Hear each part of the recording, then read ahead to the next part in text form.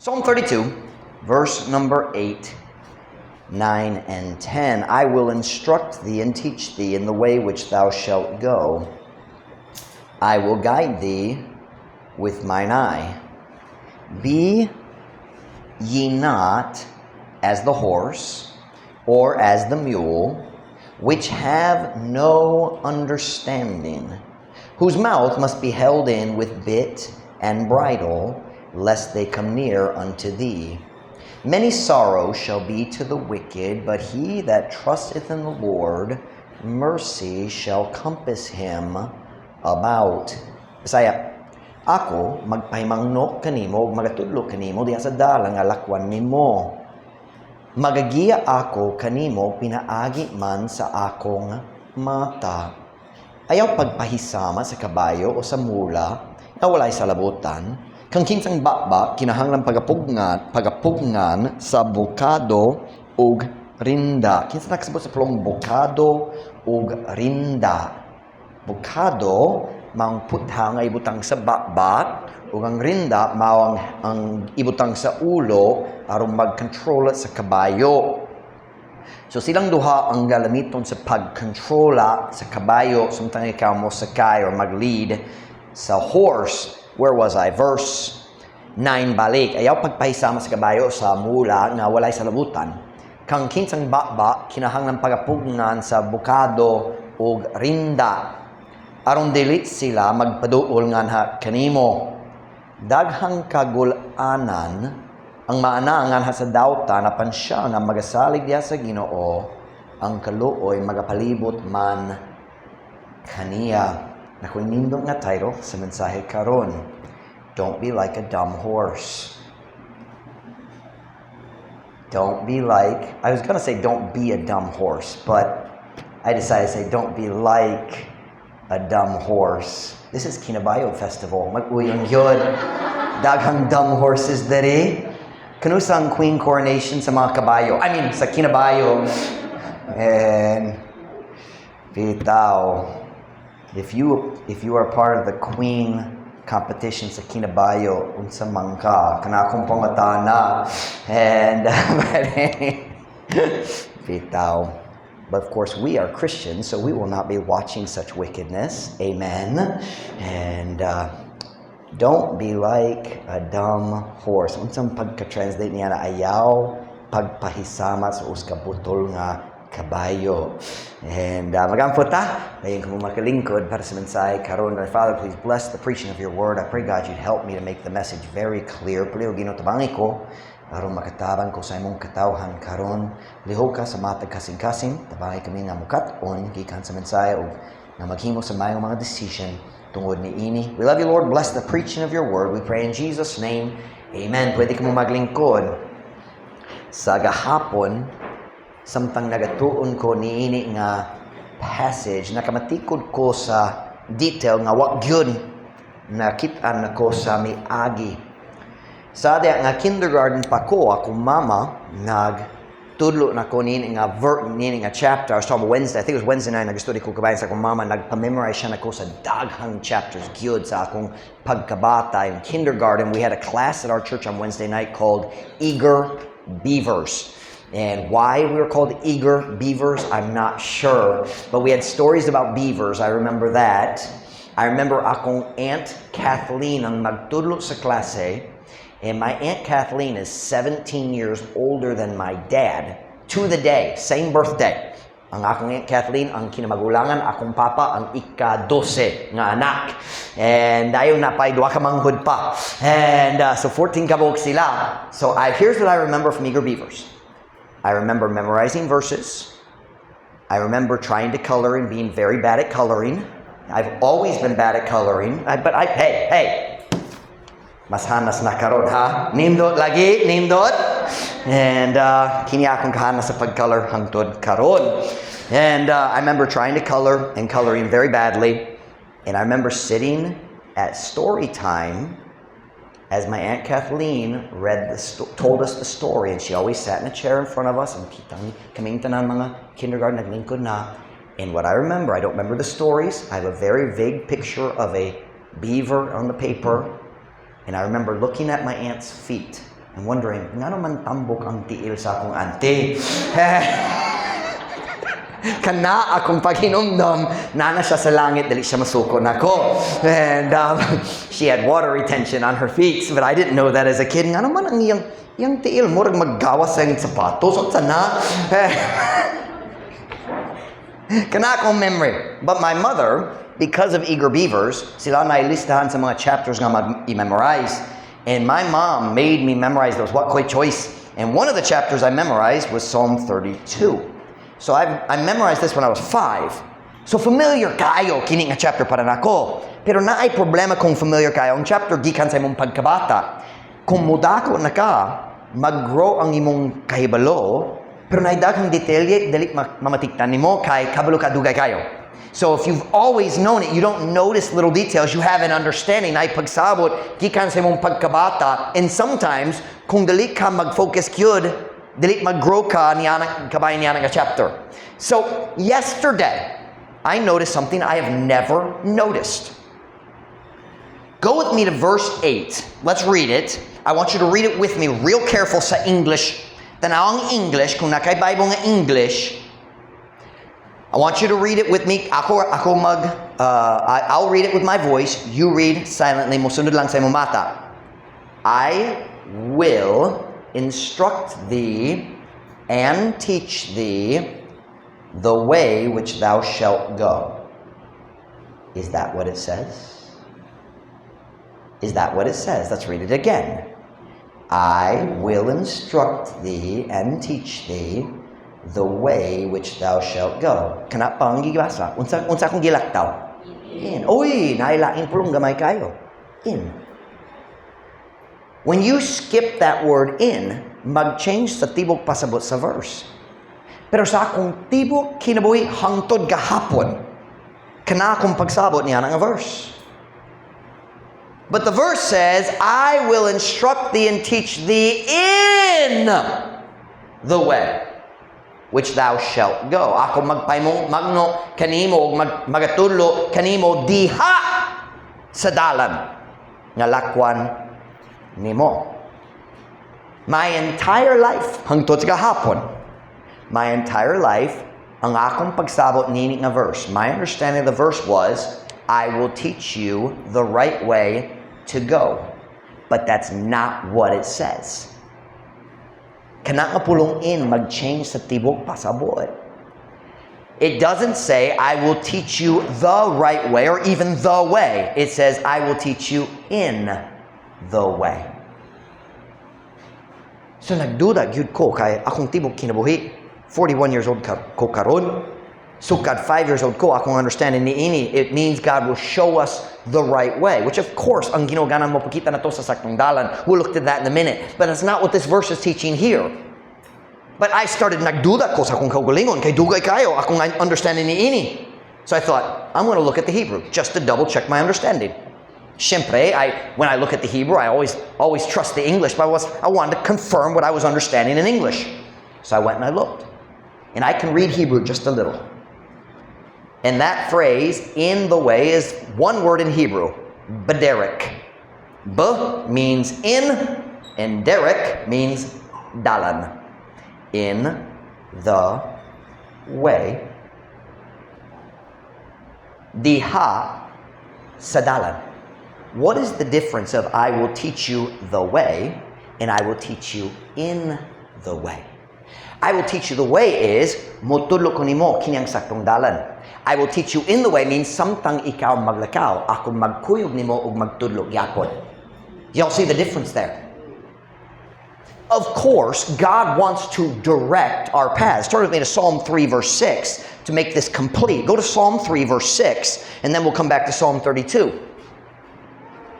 Siyempre, ang Ginoo ganahan mo tulo na to nga to sa sakto nga dalan. Ganahan siya mo sugo na to kini ang dalan sa akong kabubuton alang sa imong kinabuhi. And we see that in Proverbs 3:6, famous verse ni, sikat kayo kung nanasa, amen? In all thy ways acknowledge him, and he shall direct thy paths. Diya sa tanan imong mga dalan, ilha siya, ug siya mutultol sa imong mga agyanan.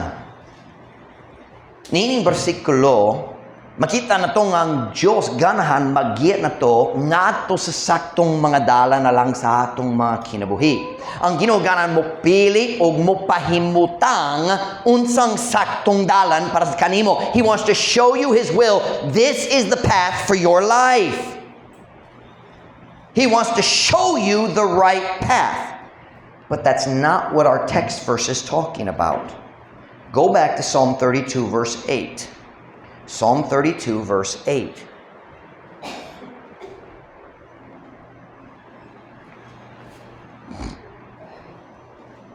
Psalm 32 verse 8.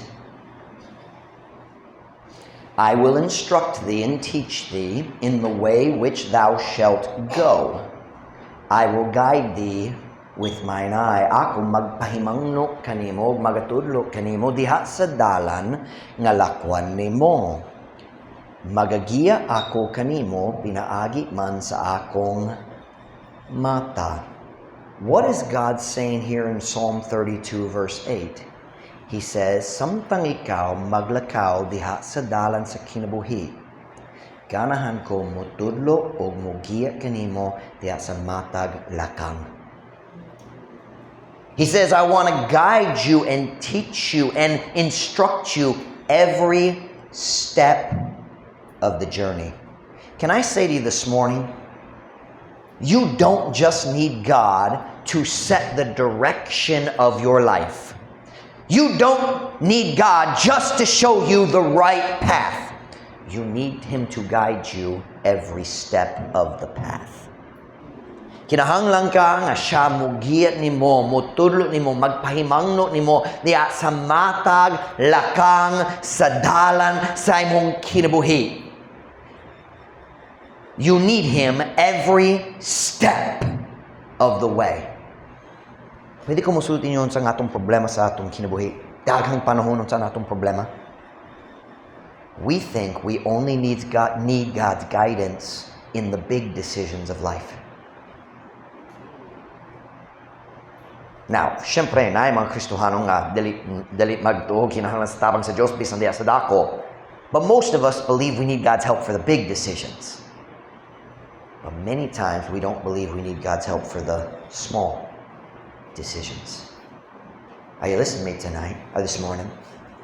Daghang panahon, dili ta mo tuo nga nanginahanglan ka sa tabang ug paggiya sa Ginoo, diya sa gagmay mga decision nga kami mag-isip nga gagmay. Oh, we know we need God's guidance on, kinsa ang akong asawa, akong future bana, should I go to college? Kung mag-college ko, asa dapit, mayo pa nga ako magdawat nini nga bagong trabaho, where should I send my kids to school? We think the big decisions, should I move to another city or a different house? Kinahanglan ko sa tabang sa Ginoo diha sa dakong mga decision. That's what we think. But what we see right here is we need God's help with the little step-by-step decisions. Ako musultin mo sa ras nga kita nga mga Kristohano maghimo sa mga sayop. Mga dako nga sayop. Tungod kay kita maghunahuna na dalita kinahanglan sa tabang sa Ginoo, sa paggiya sa Ginoo, gawas kon diha sa mga dakong decisions.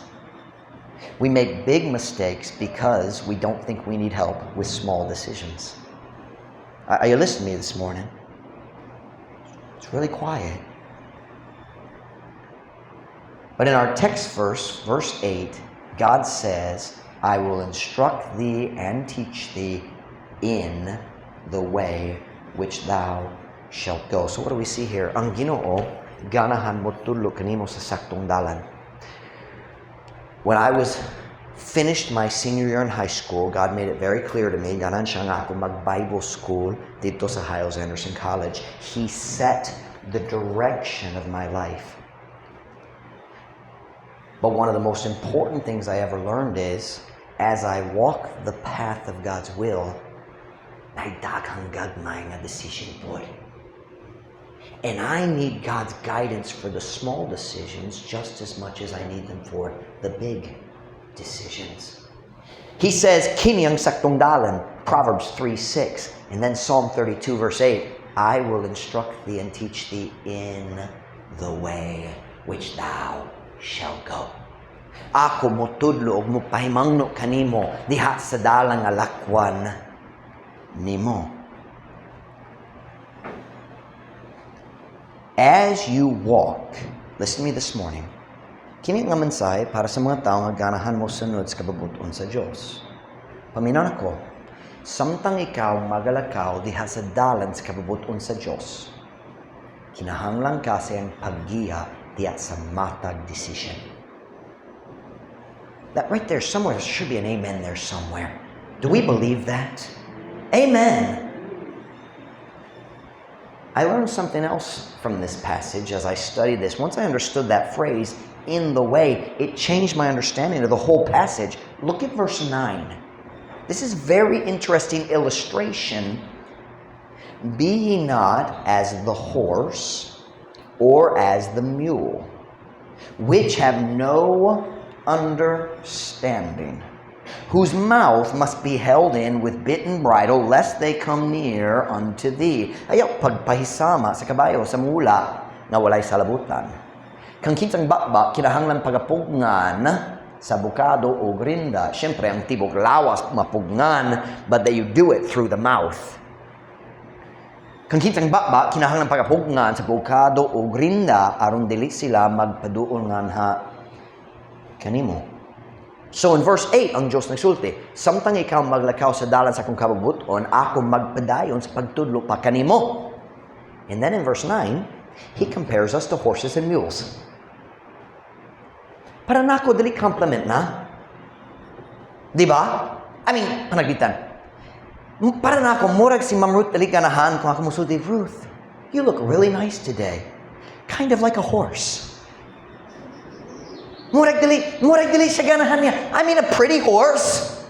Nindo ang mga kabayo, guwapa. Pero murag dili di gyapon ganahan siya. Diba? Murag dili.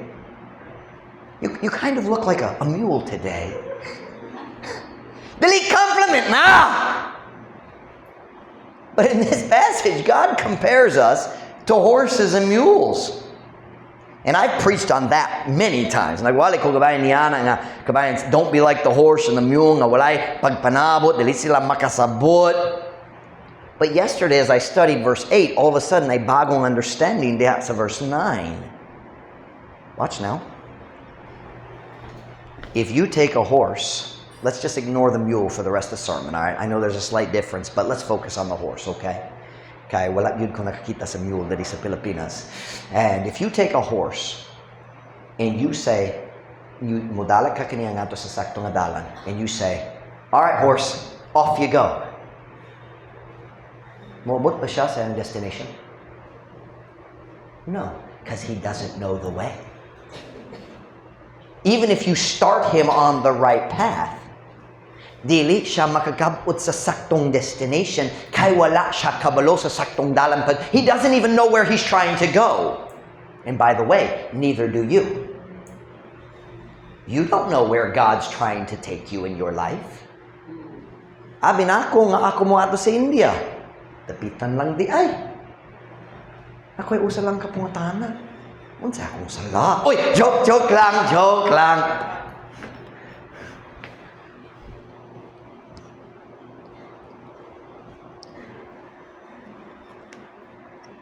A horse needs guidance all the way to the destination. Are you listening? Dili paigo nga mo pagkita niya sa saktong dalan. Kinahanglan siya sa paggiya taman sa destination. That's the first time I used taman in a sermon. Bagong pulong. I've known it a long time, but I didn't know how to use it. Have you ever noticed something? Na mga pipila nga kabayo dari sa dapitan, sila nga dari sa likod, usay mo gama sa kabayo. But have you all noticed? Kining mga crazy people sa likod, nagsakay na sila sa mga motorcab. Nakita ninyo? Nag-commute na sila, nag-change sa ilang doktrina, gikapoy sila paglakaw. Well, I joke, they ride motorcabs. I've seen them do it. For how long? Yo, sila kanunay naglakaw padulong sa resort, sa parke, di ba? Karon, dali ka kununay mo kita nga sila mo lakaw, kay nag-commute na. That's the blessing of a cult. You can change your doctrine when you get tired. And, but we don't believe that. Sorry, we're not allowed to change our doctrine. Have you ever noticed, nakamatikod ba ka? Nobody explains to a horse where he's going before the journey begins. Nakamatikod ba ka ni Ana? Hey, wala itaw magduo sa kabayo. Sige, kuya. Sige. Mr. Horse, kinatubwaton. Mubiyat ta diri sa church. Padulong diya. Dayon, kumubot ta sa semento nga dalan, mag-left turn ta, padulong sa Yamaha. Kablo kang Yamaha? Pass na. Sige. Kumubot ta sa Yamaha, mag-right turn ka, padulong sa rotunda. Kumubot ta sa rotunda, maglibot ta sa rotunda, o maggawa sa rotunda, padulong sa boulevard. Kablo ka sa boulevard dari sa Pitan? Nakabis na? Okay, sige, may. Kumubot ta dito sa boulevard, mag-right turn ta, padulong sa landing site. Walay tao mag-ingana nga to sa kabayo. Diba? Kung ikaw mo kita sa tao mag-ingana, sa mong hunhuna, woo! Something's wrong! What's the expression here? Nasa'y gagmay? Nasa'y gamay.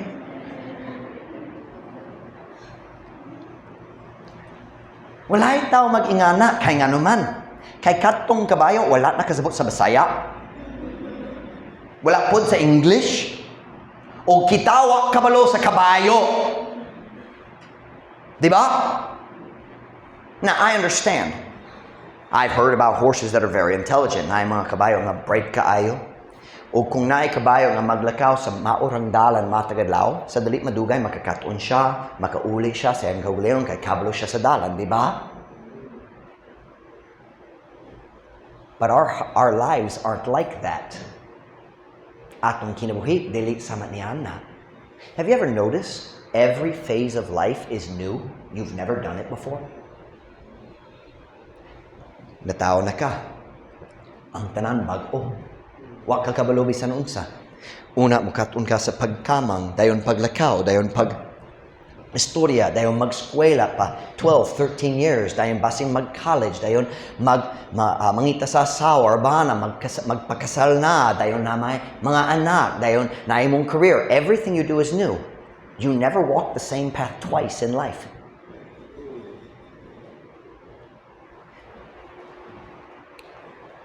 So what does that mean? We need guidance every day. Kinahanglan tang giyaan sa matag decision, sa matag adlaw. Kay dili gayud ta maglakaw sa sa pareho nga dalan sa ikaduha. Unless you fail a grade in school. Pero dili ta maghiskot niya na, ha?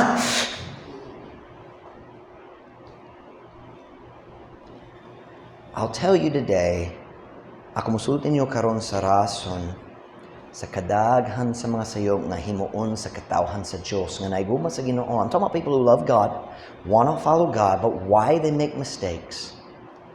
Tungod wala sila nagituo nga sila nanginahanglan sa paggiya sa Dios diya sa gagmay adlaw-adlaw nga mga decision. We think we need God to set our path, but once we start walking, we feel like, sige, kaya na ako. Now, I have a question. Kung naay kabayo, remember we're preaching about don't be a dumb horse. I mean, don't be like a dumb horse. Kung ikaw mo giya sa kabayo ngadto sa highway, ug ganang ka nga siya mulakaw ngadto sa parke dito sa Rizal, sa parke. Kamu dala kaniya mo pahimutang ka sa iyang padulnga nga sakto. Alright, Mr. Horse, this is the path. Ato na. Maglakaw na siya. Siya ray isa. Unsa bang mahitabo? Sa dali madugay, makakita siya nga lami na sagbot diha sa highway. Diba? Lanta huy, lamit kayong sagbot diha. Ang horse lang magato niya na ako dili. Wag yun ko nagtilaw, wag yun. Ang sagbot murag lami sama sa bulad o unsa pay laing nga daw tang pagkaon ninyo. Mulanta siya, uy! Lami ang sagbot, green kaayo. Humok man. Mag-stop ko gamay, mag-snack ka dyan. Ug magbiya siya, motipas, gikan sa dalang gamay. Mukit, magkaon siya sa grass. Kaya mo lang to, uy, napailain diha. Uy, lamit pod ni. Uy, napailain diha. Ug dili dugay, dili madugay. Layot kayo siya gikan sa saktong dalan. In just a few minutes, without even trying, he will be far from the path that you set him on. Why? He's a dumb horse. He needs to be guided. You say, I don't like being called a dumb horse. Jesus calls us sheep more often, and they're dumber. There's only one creature sa akong nakita nga mas butol kay sa karnero, kanang mga baki dari sa Pilipinas. Butol kayo! Buta o butol. Kaya matikod mo ni Ana. They're trying to get out, and then they keep jumping. It gets right here. Bang, bang, bang. Nakita ba? Butol ang mga baki. But God doesn't call us frogs. I appreciate that.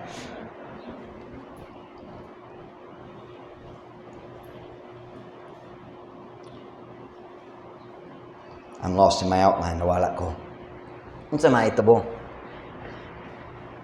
Ang kabayo, motipas gikan sa dalan.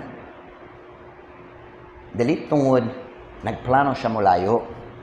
Pero tungod na ay sagbot nga duol nga lami. Dayon mo, lakaw gamay, napailain nga, duol pa. Ug duol pa.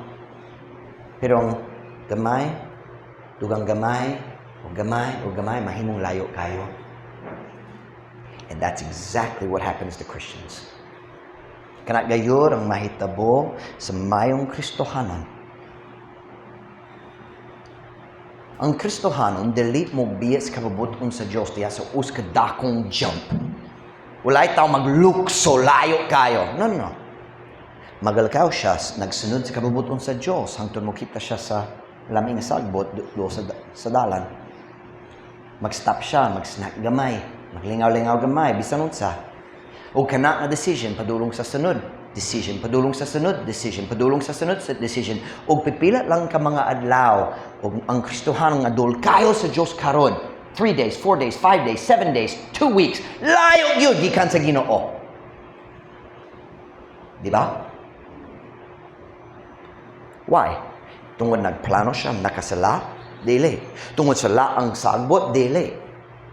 Tungod wala siya, nagsunod sa paggiya sa Ginoo sa adlaw-adlaw. Lakaw, lakang. Can I say that? Lakang, step by step. Okay, can I give a practical application? Nakita ko sa something like this. Priyo-priyo ni ini. Balik-balik. Dari, Dumaguete, sa US. Anywhere I've done ministry, I've seen something like this. Panagdita, naitaw mo dawa sa trabaho. Okay naman ang trabaho. Dali ang situation may pagtinta. Dali dautan ang klase sa trabaho. It's not a bad job for them to have. It's not worldly. It's not ungodly. Dali magpalayo kanila sa Diyos. But then, ang ilang boss, yung mga ayaw na sila mag-work sa Domingo. So they start working on Sunday. Sila maghuno-huno, magsimbagyapong ko sa Miraculous, pero dali na pwede sa tanan. Kasi makausara, matagsimana. Maybe sometimes Domingo sa hapon. And when they stop coming to church, mabugnaw na ang kasing-kasing. O magsimba pa usahay, pero mabugnaw ang kasing-kasing. And you know that's true.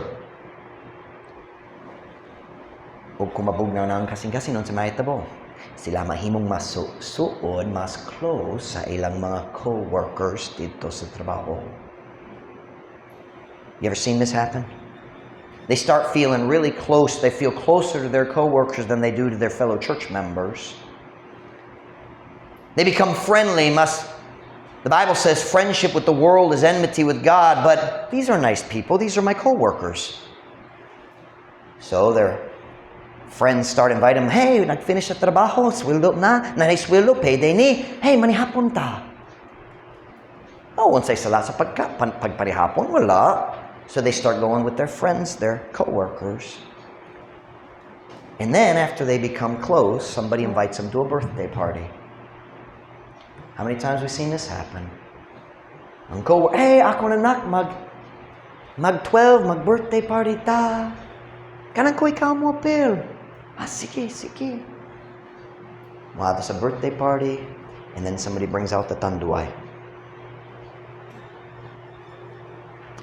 Amen. O tungod, watch now. Kung na sila dari sa dalan sa Ginoo, ang tanduay walay gahom, magtintal nila. Pero sa naitabo, hinahinay, sila naghimo sa ilang kaulang mga decision. Uy, sagbot dari lami, tanduay. O wala sila kusog sa pagdumili. Watch now. Wala sila lukso.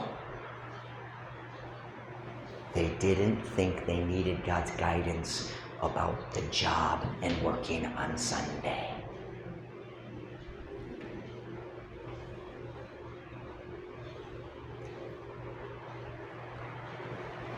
So sila mudawat sa usa ka shot lang.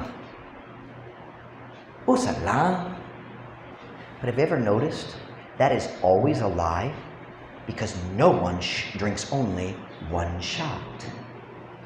Kaya kung mag-inom sa usa ka shot, mas dako na gyud ang tinguha, mas kamay ang gahom sa pagpugong. Once you take one shot, you're done. First shot, second shot, third shot, mauli nga hubog. Dahil nun sa sunod, maulaw, di ka na mabalik sa church kay na-membro, nakakita na ko, nahubog ko. Sa naitabo, it started with this idea, I don't need God's guidance in the little decisions. Boy, it's quiet this morning. I didn't know the sermon was going to be so convicting.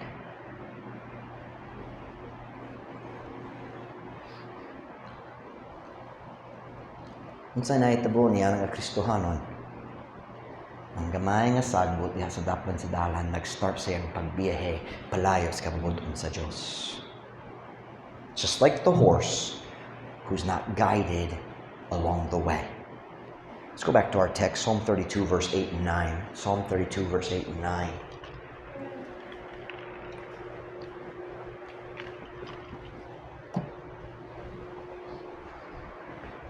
Psalm 32, verse 8 and 9. Kunanas, amen? I will instruct thee and teach thee in the way which thou shalt go. I will guide thee with mine eye. Ako magpahimangno kanimo o magatudlo kanimo diha sa dalan nga lakwan nimo.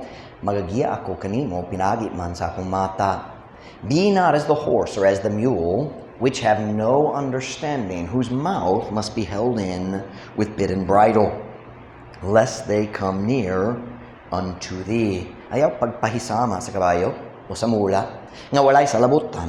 Kang kinsang bakba, kinahanglan pagapugnan sa bukado o grinda, aron dili sila magapaduol nganha kanimo. What is God saying in these two verses? He says, ganahan ko maggiya nimo diha sa dalan nga ikaw mulakaw.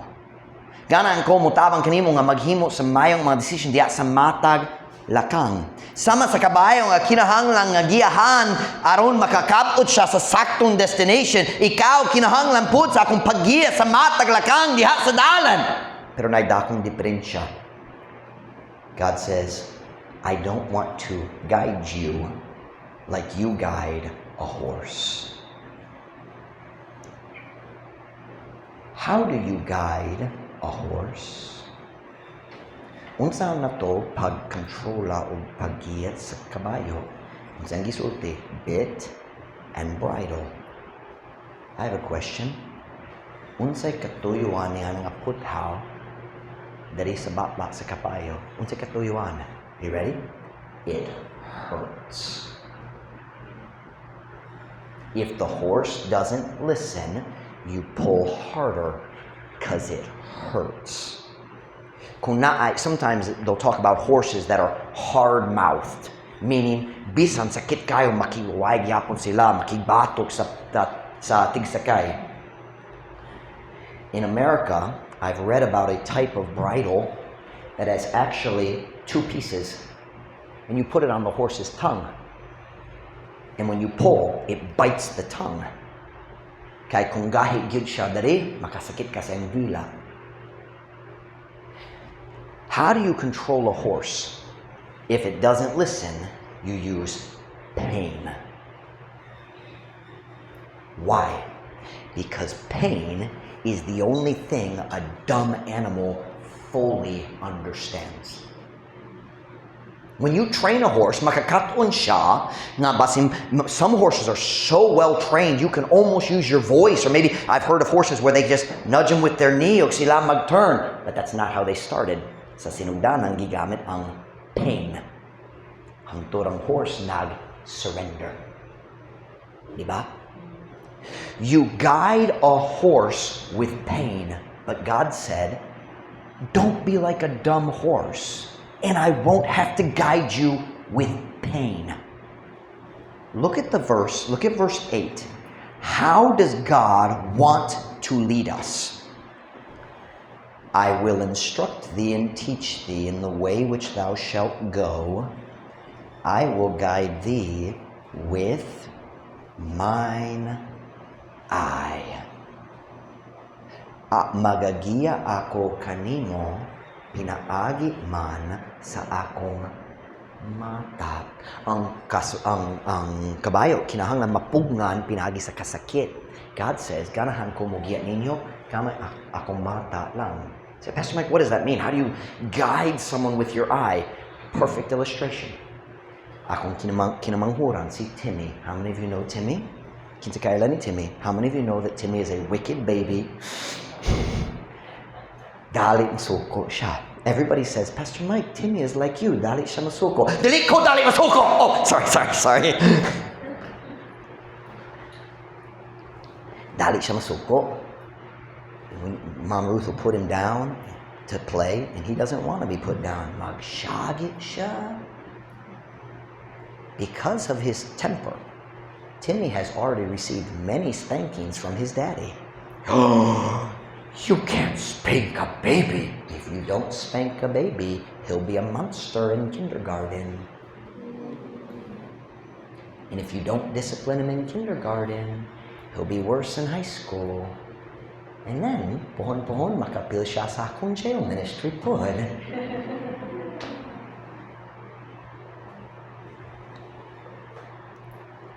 Timmy has received many spankings, but that's not my preference. And because he has received spankings, he has learned Daddy has authority. And Daddy will discipline. And Daddy spanks harder than Mommy. He knows. He's only 11 months. He knows. Gamay niyang salabutan. But he understands more than a lot of guys in my jail ministry. Actions have consequences. So sometimes, ako na dito sa kwarto, and I can hear Timmy, si Ma'am Ruth, naghatag kaniya sa iyang pamahaw. What is that in Visayan? Spoon feed. Sana? Ha? Hungit. Si Ma'am Ruth naghungit kaniya. And Timmy sometimes just cries the whole time because she's just not feeding him fast enough. She needs 3 hands, arong kanunay, na ay spoon, maghungit na. So si Timmy naglingkod dito. I walk out of the bedroom, magsulod ko sa kitchen, and I stop and I just look at him, and he goes, All I did was look at him. I will guide thee with mine eye. That's the way God wants to lead us. God, ang Ginoo dali ganahan nga mag yaharong sige Ginoo, di siya ganahan magingana. He wants to walk around in front and say, look at my face. I'm not happy with what you're doing. Na-disappoint ko sa imong batasan karon. Kinahanglan mausap. ug ganahan siya nga ang atong kasing-kasing sa ingon nga humok. Kung kita mo kita sa iyang panagway, when we see that look of disappointment, we say, I'm sorry, Ginoo, dili ko magpadayon. I will guide thee with mine eye. You see, God can use pain if He needs to, but He doesn't want to. True story. Ang akong Uncle Neil, siyang ikaduha sa 14 kids sa akong lolo o lola. Akong papang ika-12, akong Uncle Neil ikaduha. Akong Uncle Neil, nagbuhi siya sa mga kabayo. I remember when I was young, we would go to his house ug nagsakay mi sa mga kabayo. I was rode behind Joy because I was little and Joy was bossy. No. And my dad told me a story. Akong papanayon ako sa story kabayan sa akong Uncle Neil. Akong Uncle Neil, nagpali siya sa kabayo. Nindot kayo og lawas. Pero barato yun. I think, syempre, this is a long time ago. My dad told me this. So, basi nasayod ko gamang nga detalye. Pero I think my dad said $50. Akong uncle naggasto para nining ang kabayo. Kaya nga naman, kay nindo ang kabayo. It was a biter. Kana nga kabayo, mamaak ni bisang kinsa nga magduol niya. Talagsaon, kana nga klase sa kabayo, talagsaon, but he was mean. Akong Uncle Neil. You see, the problem is, Morrisseys are mean too. And the way I preach, that's the way my uncles treat horses. And, true story ni. My Uncle Neil bought the horse $50. And if I remember correctly, my dad said nagkuha siya sa gamay nga souvenir baseball bat like you would buy at a baseball stadium. Kanya ang katason, pero bunal man, but it's like a small baseball bat. Kamala mo baseball, mag-ana, pero gamay ra, kana nga, it's a souvenir man. Bunal gyud. Kana. You hold it by the handle, and then at the end, it's about that big around. Nagtago siya niya na sa iyang likod. Naglakaw siya nga to sa patag, dito sa field din ng kabayo nagkaon. Gidalat niya, I think he said he carried an apple or 2 apples aron maghatag sa laing kabayo nga butan. May laing kabayo dito nga, okay man, butan sila. So behind his back, he's got the baseball bat. In his hand, he's got apples. Nagduo siya niya nga kabayo nga butan ug mihatag kaniya og mansanas. Ug katong bag-o nga bangis gyud what's that word for charge? Nawala ang pulong. Sulong? Kaya yung word sulong?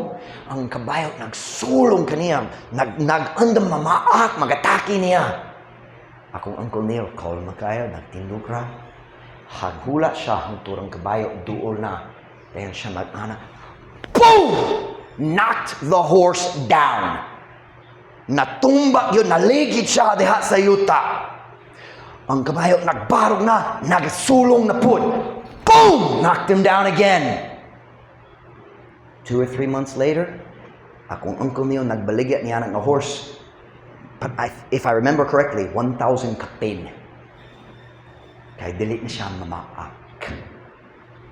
He understood pain. And what does God say about the horse and the mule? Sila walay salabutan. Without, they have no understanding. The only thing they understand is pain. Can I tell you something? There's a lot of people like that in Dapitan. The jail is full of them.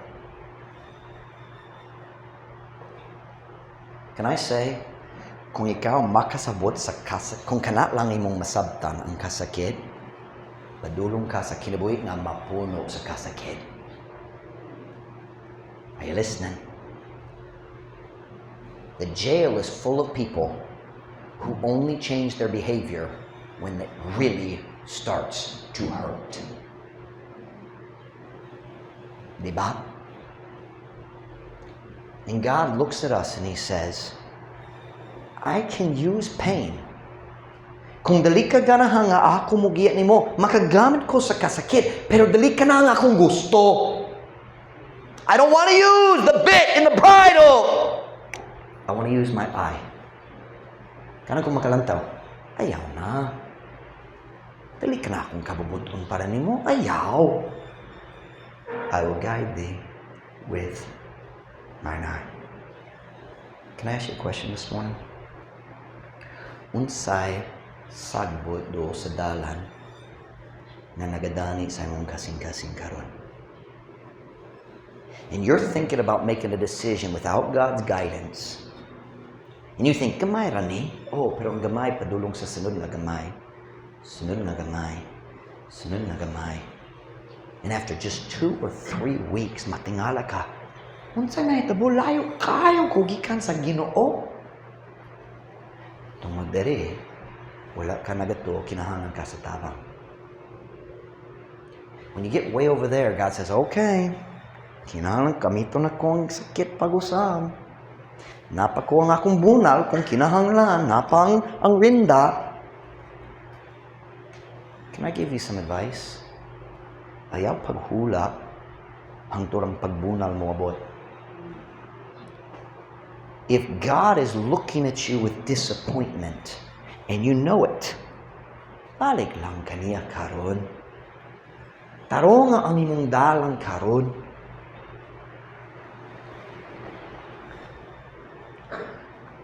I will instruct thee and teach thee in the way which thou shalt go. I will guide thee with mine eye. Be ye not as the horse. Ayaw pugsa ang Diyos na mogamit sa pain aron mupugong kanimo. Tugot ang Diyos nga magiya kanimo hinagi sa mata. Tugon na mga ulo, yung mata. Tugon na mga